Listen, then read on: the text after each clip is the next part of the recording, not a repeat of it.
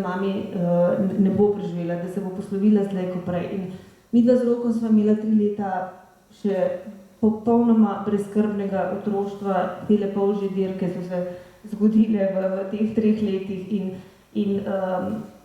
in zato sem pravzaprav hvaležna očetu in dadi. Ne. Druga stvar je pa prekrivanje resnice moji mami. Ne. Torej, odločili so se, da ji ne bodo povedali, kako hudo je bolna, ker mami je bila mila, ona je bila tudi drugačen karakter kot jaz, bila je krhka, ne? In oče je bil tisti, pravzaprav, ki je vodil določene, ne za šolo, pa za te osnovne družinske stvari, ampak sicer je pa bil oče tisti, ki je odločal pri nas, ne? In on se je odločil, da pač mami tega ne bo prenesla, da ima raka, ne? In to, takrat, ko sem zvedela, ne, kako je par dni pred njeno smrtjo, sem to sprejela, jaz sem bila tudi vzgojena, kar reče odrasli, to in to, ne, ampak potem kasneje sem se s tem res zelo veliko ukvarjala, predvsem, ko sem jaz bolela in zdi se mi res velik problem to prikrivanje resnice, namreč ne samo, da te oropajo tvoje, tukaj gre za razčlovečenje v resnici na nek način, vzamejo ti dostojanstvo, pravzaprav s to lažjo, tudi če je izrečena z najboljšimi nameni. Ne? To je ena stvar, ukradejo ti pravzaprav tako, kot je bilo pri moji mami, smrt. Ne? Ukradejo ti pravico v bistvu, do lastne smrti. Ne? In to se mi zdi nedopustno. Ne? In še sam, to sem izkusila zdaj velikokrat v teh letih, ko sem zbolela toliko in tolikrat, ne? Še sam ne veš, kako boš odreagiral, ko ti nekdo sporoči, da imaš recimo raka. Ne? Ko sem jaz par mesecev prej, predtem sem dobila diagnozo, ne vem, da bo to konc, ne, da jaz tega ne bom prenesla, ampak sem prenesla. Ne? In nihče ne more v imenu drugega presojati, kako bo nekdo drug prenesel to diagnozo. Ne? Pa še ena stvar je, in prepričana sem v to, da če veš, s čem imaš opravka in koga imaš na drugi strani, ne? Da je to karcinom želodca, da to ni neka rana na želodcu, nek brezvezni ulkus, ne?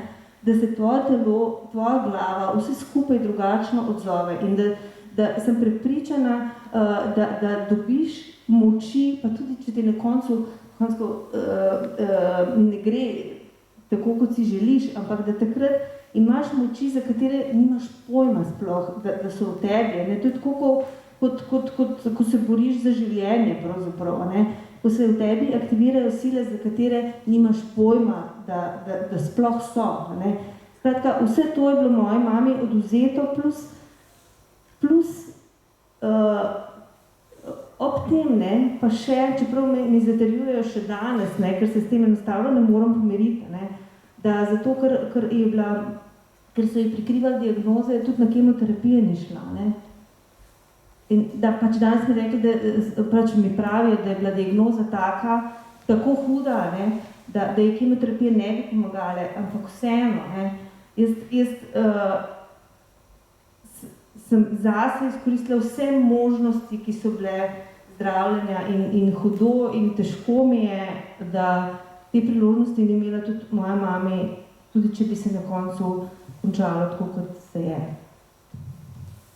Hvala. Kaj bi pa spremenili v sodobnem svetu, kot recimo kot branje, pa tudi nasploh razmišljanje vse to? Aha, nasplošno, ja, zdaj to so zahtevanje današnji svet, zlasti ta zahodna družba, ki jo najbolj poznam pravzaprav, ne. Vsekakor, no, se mi zdi, da nam manjka solidarnosti, človečnosti, pravzaprav, da jo izgubljamo iz dneva v dan. Tudi zdaj, ko je ta virus med nami, smo priča, vsaj jaz to tako doživljam, ne, pravzaprav nesolidarnosti, nerazumevanju, obračanju samo k sebi in k svojemu egoizmu, a ne, maske ja, maske ne, razkoževanje, vsak ima neke svoje teorije in težko se vživimo solidarno v vlogo nekoga, ki je ranljiv ali pa solidarno v celotno družbo. Skratka, solidarnost, človečnost, mogoče bi tukaj rekla tudi iz tega individualizma, v katerega smo usmerjeni v današnji družbi, si jaz s tem, kar sem prinesla s sabo iz svoje družine, torej si želim več skupnosti, torej življenja v skupnosti povezanosti, ne pa tako, da vsi živimo v nekih mehurčkih, v nekih kokonih. Ne. In jaz sem prepričana, no, da sicer kot družba zmoremo se organizirati drugače, zmoremo več in samo še počrto morda to, da bi bila, tako kot sem že enkrat nekje povedala, da bi bila človeška življenja enako vredna, kar danes niso. Ne. Hudo je, vsaka smrt šteje, ne? In danes pa se zdi, kot da so ena življenja vredna več kot druga, ali pa kot da nekaterih življenj, kot da jih sploh ni. Hvala. Kaj bi pa sporočili našim dijakom, kaj je v življenju res tisto pomembno in kaj je ključnega pomena? Ja, nekaj smo že spregovorili skozi ves ta pogovor. Jaz se težko postavljam tukaj v vlogo nekoga, ki bi delil pravzaprav nasvete. Jaz mislim, da vsak izmed nas pravzaprav mora sam najti to pot, ne, in vrednote in samo ugotoviti, čeprav to ni najlažje, kaj je pomembno v življenju. Je pa recimo ena stvar, ne bom rekla, da je to pomembno, ampak ki se jo jaz, bom rekla, oklepam, mogoče v kakšnih takih težjih trenutkih, je torej to, da greš naprej, karkoli ti že stoji naproti. In moja profesorica na faksu, profesor Godina, je enkrat rekla nekaj, kar sem si zapomnila, no, da puško lahko koruzo vržeš tudi jutri, ne, in v dnevih, ko je težko, si mislim, ok, tudi jutri je še možnost, ne, da obupam. In potem še jutri in tako gre iz dneva v dan in na koncu je spet življenje lepo in še vedno smo tu, to nekako upanje v to, da se da premagati vse stvari. Hvala, da ste nas obiskali na ta dežurni dan, ki ste nam jo potisnili. Mislim, še vprašanje iz publike so, če bo kakšno. Mene pa zanima, kakšen odnos je bil družbe do vaše bolezni v tem času? Predvidevam, da je bila tabu tema. V bolezni takrat ali zdaj? Ja, takrat. Takrat. Predvsem, torej, ljudje so, jaz sem tako doživljala, da so tisti, ki so na drugi strani, ne, torej moja družina, prijatelji, sorodniki, predvsem pa tisti, ki so mi zelo blizu, ne, bili v resnici še v večji stiski, kot sem bila jaz sama. Ne. In jaz mislim, da iz tega naslova, pa tudi zaradi življenja takega, kot ga živimo, so pač mi niso dopuščali, tako kot sem prej rekla, teh mojih strahov in izražanja stisk. Ne. Utišali so me iz strahu verjetno, da ne vem, kaj so si mislili, ne, da nujno potrebujem tolažbo, ne, na nek način tolažbo in zanikanje mojih strahov, ne, skozi te puhlice, ki sem jih prej omenjala, ne, ampak v bistvu je resnica ravno obratna, torej pomaga sprejetje tega, kar te teži. Mogoče bi tukaj samo eno stvar še omenjala, ker se je nismo dotaknili. Recimo, po mamini smrti je iz tega hrupa prvih teh 14 let, in tega družinskega krasnega življenja, sledila tišina. Tišina, v kateri sem se soočala s to smrtjo pravzaprav sama. Skozi srednjo šolo pravzaprav me je bilo sram. Sram me je bilo, da nimam mame, da sem drugačna. In imela sem strašne nočne more, ki so opisane tudi v knjigi. Ampak kar hočem pa povedati, je pa to, da so me enako kot pri bolezni poskušali in babica, torej z dobrimi nameni, in predvsem teta Marina, potolažiti, recimo, ko sem rekla, spet sem sanjala o mami, da ima druge otroke, da ima drugega moža, da odhaja in tako naprej. In so rekli, ne sanjaj o tem, ne sanjaj, tudi se veš, kako te je imela mami rada. In nič ni pomagalo, sanje so se ponavljale. Dokler nisem potem kasneje na faksu že imela intervju z eno otroško psihologinjo o njenem raku. In sem rekla, česa vas je najbolj strah, in je rekla, strah me je, da bom umrla in da bodo moji otroci doživljali to, kar doživljajo otroci, ki prihajajo k meni v ambulanto. In potem sem jaz rekla, a veste, meni se je pa to zgodilo, jaz pa doživljam smrt mame in te nočne more, in je ona rekla, ona ni rekla, ne smete tega sanjati, ona je rekla, to je povsem normalno. Je rekla, to je najbolj normalna stvar, s katero se jaz soočam vsak dan v svoji praksi. Je rekla, obstaja vzorec A, B in C. Otrok po vzorcu A tako odreagira po vzorcu B, tako vi ste vzorec C. Ker mama vas ne sme zapustiti, mama otroka ne sme zapustiti, to je v DNK-ju, mama ne sme oditi. In po eni strani torej kriviš mamo za njen odhod, tako kot sem jaz s njo v svojih sanjah, kriviš sebe, skratka. In potem sanj ni bilo več.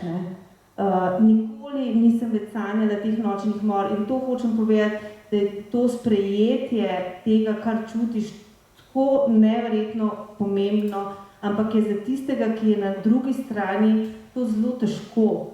Zelo težko je, če bi meni nekdo rekel, bojim se, da bom umrl, zelo težko je se s tem voditi pogovor, na kakšen način. In zato razumem pač odzive okolice, ki so pravzaprav razumljivi, ampak za tistega, ki je v stiski, neprimerni. Zdaj sem spet malo zapoficirala. Je še kdo?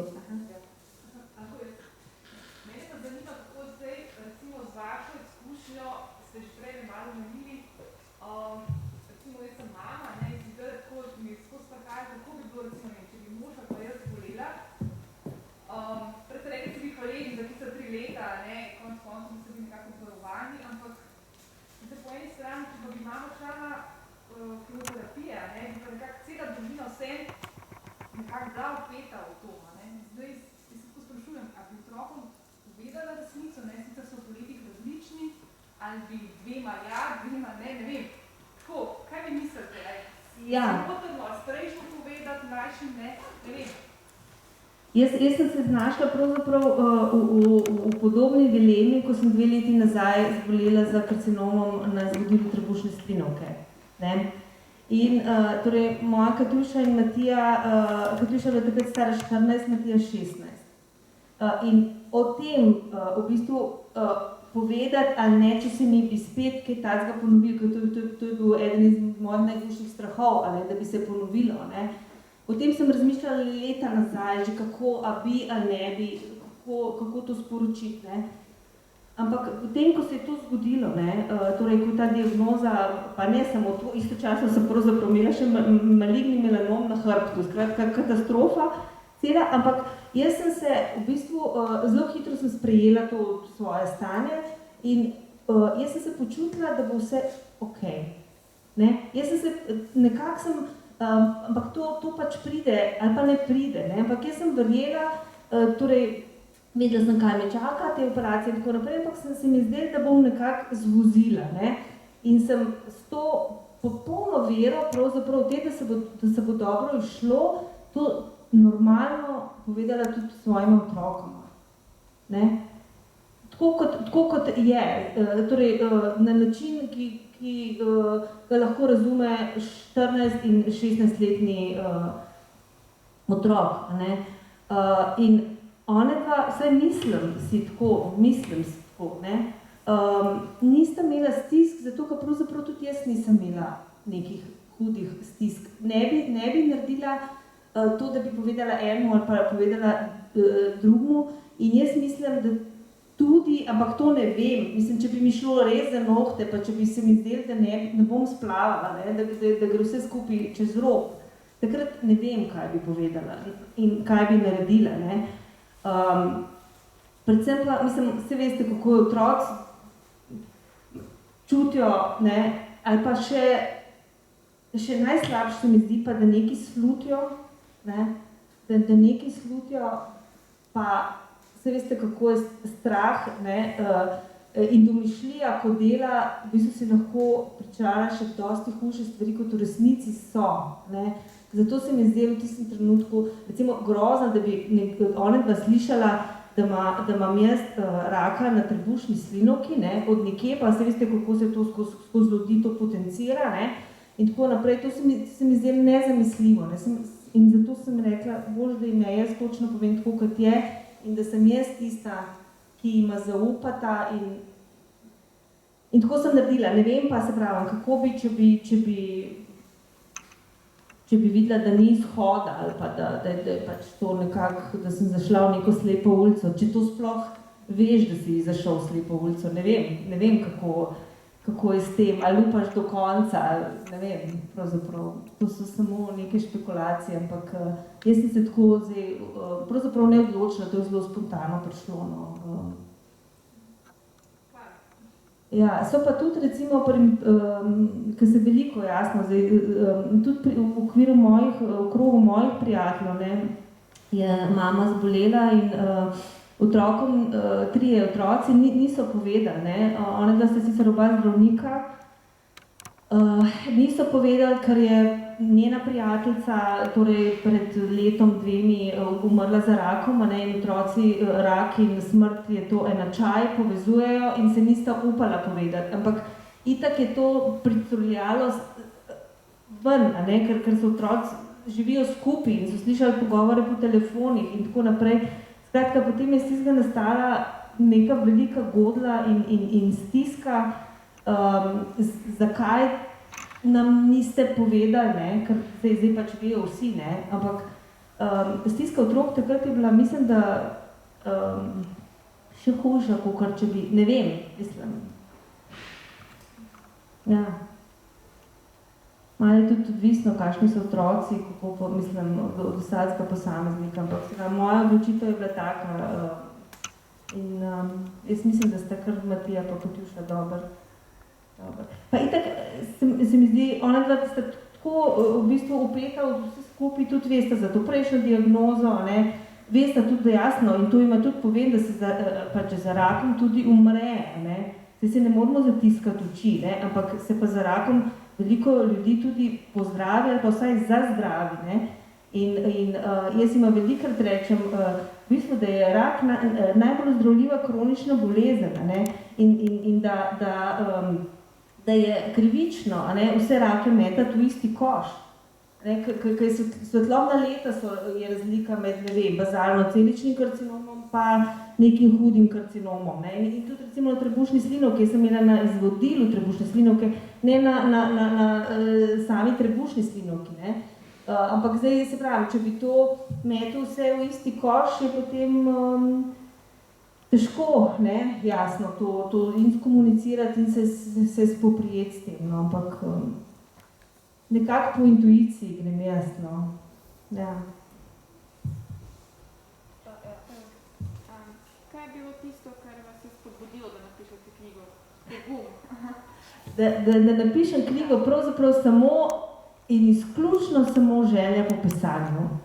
Nisem imela niti potrebe, da bi se izrazila ali pa da bi bila to neka avtoterapija, ker konec koncev jaz kar veliko govorim in tisti,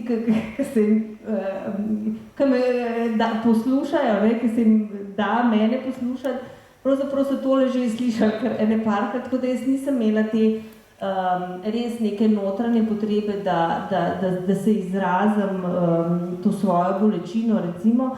Imela sem pa potrebo, glede na to, da zdaj prej sem delala v marketingu, zdaj v banki, kjer so samo številke in redko kdo prizna vrednoto kakšnemu tekstu, da pač pišem.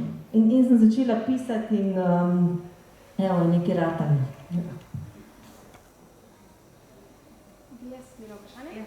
Me zanima, kako da ste si upala tako intimno stvar, cel potek bolezni, pa vaše občutke zapisati v knjigi, pa ste vedela, da bo to ljudi pač bralo. Nisem vedela. Najprej sploh nisem vedela, da bo knjiga. Jaz sem to pisala tekst pravzaprav zase, zaradi potrebe v pisanju, za svoja dva otroka, da se ne bi pozabilo, recimo. In tako globoko, intimno in brezkompromisno, pravzaprav brez vseh filtrov, sem pisala zato, ker sem mislila v resnici, da pišem zase. Če bi jaz imela v glavi, da bo to knjiga in da bom jaz enkrat takole sedela pred ljudmi, po moje pol tega ne bi bilo napisano, oziroma mislim, se ne bi niti, po moje bi imela težko bi napisala nekaj tako iskrenega. No, potem, ko je pa že prišlo do tega, da sem dobila založnika, da se je Beletrina odločila, da bo to objavila, me je malo zadrgano, kaj vse sem dala v bistvu v knjigo, koliko sebe pravzaprav in tudi drugih. In najbolj me je skrbel zaradi očeta in zaradi vseh teh odnosa najnega, in pravzaprav sem si želela potrditi oziroma zeleno luč samo od očeta. In njemu sem dala takrat knjigo za prebrati, preden je izšla. In potem sem mu rekla, da bo pač malo naštošno to, da bo glavna zvezda, da Beletrina bo objavila, pa tako ne bom čisto dobro povedala, ker se ne sme kleti v šolah, ampak skratka, da ga briga, kaj si bo kdo mislil o njem in da ne knjigo kar objavim in mi dal zeleno luč. To me je recimo najbolj skrbel. O svojih teh občutenjih, to se pa nisem, potem se mi zdelo, da je zadeva tako dobra, da je to literatura, da nisem, v bistvu nisem imela nekih velikih pomislekov, da recimo vsi toliko veste o meni, jaz pa o nikomer pravzaprav nič, pa ta razlika ni me to begalo. A pol se naprimer na vsakih srečanjih, ko morate v bistvu doživljati to zgodbo znova in znova, a pol rata kaj teži ali lažji? V bistvu jaz pravzaprav živim to vsak dan.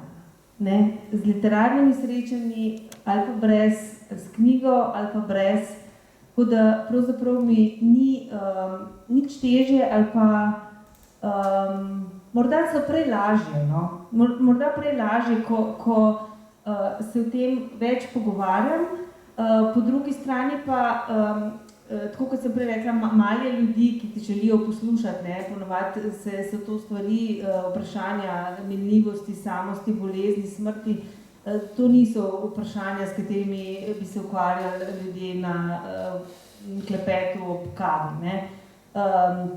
Ponovadi zelo hitro odpravijo, dajmo kaj bolj pozitivnega.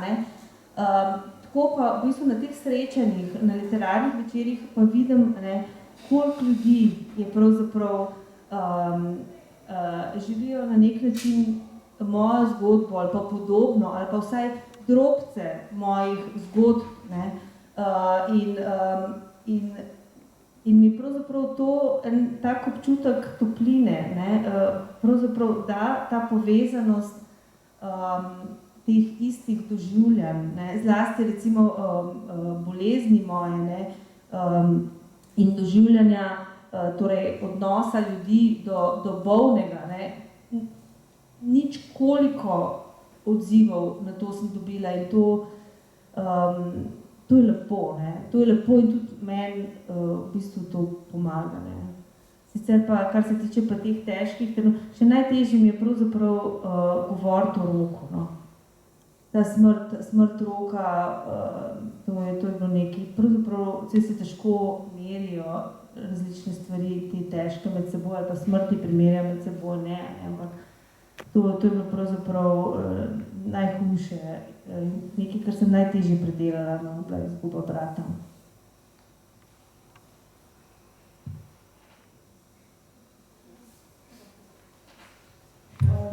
Hvala, ker ste nas obiskali na ta deževen dan in ker ste nam bo vtisnil v spomin in hvala tudi za vse lepe misli in odgovore. Hvala vama, super je bilo, jaz sem imela zelo lepo, no, upam, da tudi vi. Hvala.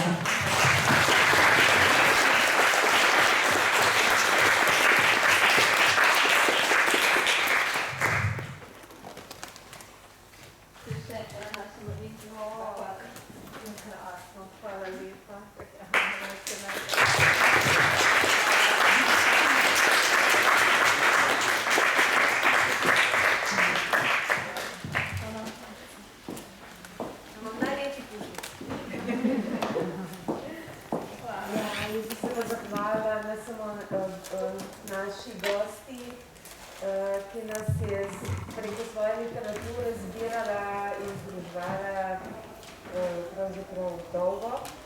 In vidim, da res, ko vidimo, da je iskrenost ujeva iskrenost, tako da hvala vam za to, da odpirate te teme in da jih ob literaturi lahko skupaj podoživljamo, reflektiramo in se pogovarjamo.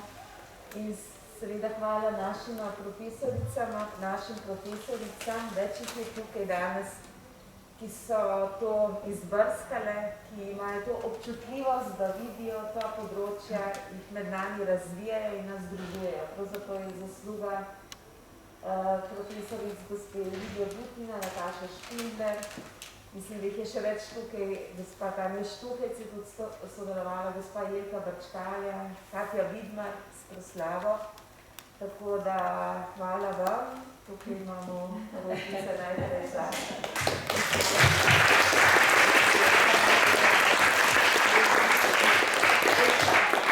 Še zate rožnico, ne bo to.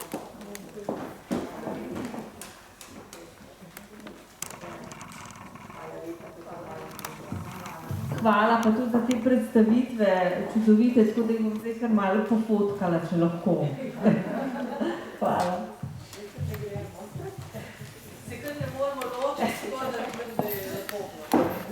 Hvala. Srečno.